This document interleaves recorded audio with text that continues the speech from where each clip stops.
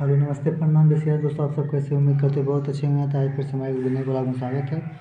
तो दोस्तों, ज़्यादा टाइम पास ना करते हम सीधा मुद्दे पे बात करेंगे। और इस समय जो महाराष्ट्र में एक भाषा को लेकर जो विवाद चालू है, खासकर ऑटो ऑटो रिक्शा वालों के लिए। तो इसमें मुंबई में जो चीज़ हो रहा है अभी, ये सब टोटल सारी राजनीति कर रहे हैं लोग। बस खाली लोगों को परेशान किया जा रहा है और कुछ नहीं। हम सीधा सवाल सरकार से ही करेंगे कि अगर वो लोग इतने ही पढ़े लिखे होते तो वो सब ऑटो रिक्शा काहे चलाते, कहीं सरकारी नौकरी करते या फिर प्लस कहीं बड़े कंपनी में जॉब करते। तो आज कहते हैं ना, बच्चों के पढ़ाने की उम्र में अभी वो लोग से बोला जा रहा है कि आप मराठी पढ़ के या मराठी सीख के लो।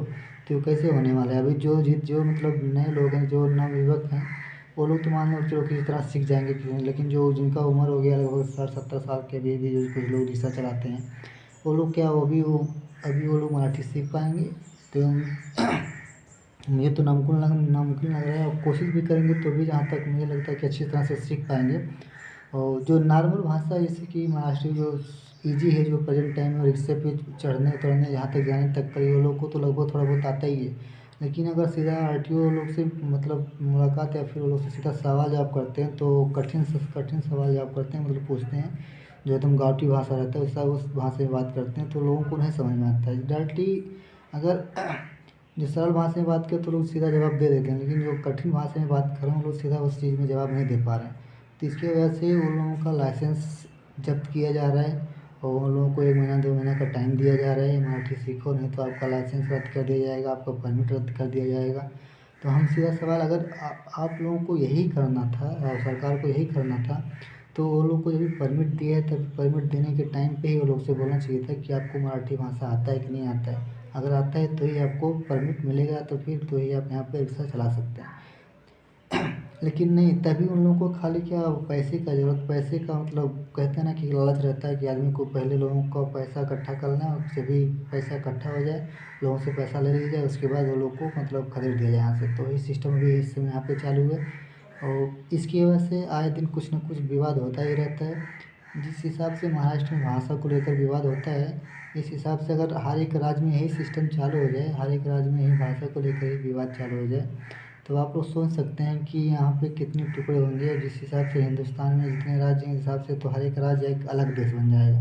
वहाँ पे फिर आने जाने के लिए लोगों को वीज़ा की ज़रूरत पड़ने लगेगी, क्योंकि जो लोग वहाँ के बारे में, जिन लोग वहाँ के राज्य के बारे में भाषा सीखे रहेंगे वही लोग खाली जा सकते हैं। तो हमें तो नहीं लगता ये चीज़ सही है। और कोई इतना ही पढ़ा लिखा रहता है तो रिक्शा का काम नहीं चलता। मतलब जो लोग मतलब गरीब लोग हैं, जो मतलब बहुत नीची क्वालिटी के हैं, तो वो लोग मतलब ये काम करते नहीं हैं। अगर ज़्यादा पढ़े लिखे रहते हैं तो अच्छी कंपनी में काम मिल या तो फिर सरकारी नौकरी मिल या फिर मतलब कुछ भी हो, मतलब अच्छी जॉब में रहते हैं। ऐसा काम कोई थोड़ी करेंगे, पढ़े लिखे नहीं है इसकी वजह से लोग मतलब ऐसा काम कर रहे हैं। तो आप लोग उन लोगों को आप लोग परेशान कर रहे हैं, छोटे लोगों को नहीं। अब ये नियम बड़े लोगों के लिए नहीं है, ये खाली छोटे लोगों के ही परेशान किया जा रहा है, जो लोग मतलब जिन लोगों का उनसे रोजी रोटी चलने वाला है। तो खाली उन्हीं लोगों को परेशान किया जा रहा है। जबकि इसमें अगर इस चीज़ का मैं सीधा सवाल करना चाहूँगा कि अगर आपको इस चीज़ से प्रॉब्लम है, तो महाराष्ट्र में ऐसे बहुत से लोग हैं जो सिर्फ खाली यूपी बिहार के नहीं, मतलब हिंदी भाषी, जो बहुत से बाहर के लोग हैं और हर एक राज्य के लोग हैं यहाँ पे। तो सब लोगों के प्रति ये सिस्टम होना चाहिए, सब लोगों के प्रति मतलब ये सवाल खड़ा करना चाहिए। भाषा को लेकर विवाद करना हमारे हिसाब से तो गलत है। और अभी इस चीज़ के बारे में हम ज़्यादा नहीं, क्योंकि हमें कोई आपत्ति नहीं है इस भाषा को लेकर। हमें हर एक राज्य की भाषा का सम्मान करते हैं, हर एक राजभाषा का मान रखते हैं। हमें कोई आपत्ति नहीं है इस चीज़ से। और वैसे अगर किसी को इसके बारे में नॉलेज हो रहा है या फिर अगर आदमी सीख रहा है या फिर सीखा है तो अच्छी बात है। जितने भाषा, अगर सब भाषा का आपको नॉलेज हो रहा है तो अच्छी बात है। इस चीज़ से मतलब कोई गलत बात नहीं है। तो हम तो ये कहेंगे कि जितना अगर इतना भाषा है हमारे इंडिया में, इतने में क्या हर किसी को हर एक भाषा आता है? क्या हर एक भाषा वो सीख पाएगा? मुझे तो नहीं लगता कि हर एक भाषा वो सीख पाएगा। तो कुछ कमियां कहते हैं ना सरकार में भी रहती है, कुछ कमियां जो अभी यूपी बिहार वालों के साथ जो मतलब यहाँ मराठी भाषा को लेकर जो विवाद कर रहे हैं लोग, जो अभी आने जाने के लिए सब लोग यहाँ तक पलायन तक भी कर रहे हैं, सब लोग रिक्शा अपना ले लेके यहाँ से गाँव की तरफ मुड़ रहे हैं सब लोग। तो वहाँ की सरकार इस चीज़ पर कोई आवाज़ ही नहीं उठा रही है, नहीं वहाँ की सरकार कुछ इसके बारे में पूछ रही है। जबकि हिंदुस्तान में रहने की वजह से हिंदुस्तानी होने के नाते उस हर एक इंसान को हर एक राज्य में जाके पैसा मतलब दो पैसा अपने अगर रोजी रोटी किसी तरह चलाना चाहता है तो उसको पूरा अधिकार है और हिंदुस्तान में कहीं भी जा सकता है।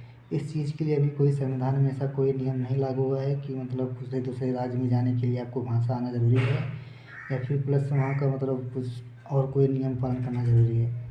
तो ये संविधान में सब कुछ है नहीं, लेकिन अगर यहाँ पे जो कुछ भी हो रहा है बस खाली राजनीति की तरफ से बस इस चीज़ को अपना कहता है ना कि उनको अगर सामने वालों को कुछ नहीं मिल रहा है तो चलो इस चीज़ को लेकर सामने ला के सामने वालों के सामने मतलब अपने आप को पेश किया जाए।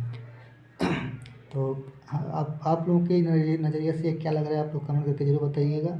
और अगर ये चीज़ आप लोगों को अगर गलत लग रहा है कि सही लग रहा है ये भी चीज़ बताइएगा और लोगों तक बात शेयर कीजिएगा हमारा कि क्या ये जो हो रहा है सही हो रहा है। तो अब ज़्यादा कुछ इसमें और कुछ नहीं बोलेंगे। बस हाँ, लास्ट तक इतना ज़रूर कहेंगे कि हमें किसी भाषा को लेकर कोई आपत्ति नहीं है, ना ही हम मतलब उसके प्रति हमारा कोई खेद है। हमें हर एक भाषा का मान सम्मान है, हमारे भाषा का मान सम्मान करते हैं और बाकी कुछ नहीं। बस चलिए आज के ब्लॉग में इतना ही, फिर मिलते हैं दूसरे ब्लॉग में। तब तक नमस्कार, वंदे मातरम।